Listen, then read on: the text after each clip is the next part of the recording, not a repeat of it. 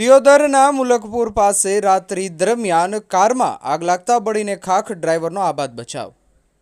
દિયોદર તાલુકાના મુલકપુર ગામ નજીક દિયોદર સિહોરી હાઈવે પર રાત્રિ દરમિયાન કારમાં અચાનક આગ ભભૂકતા બળીને ખાખ થઈ ગઈ હતી।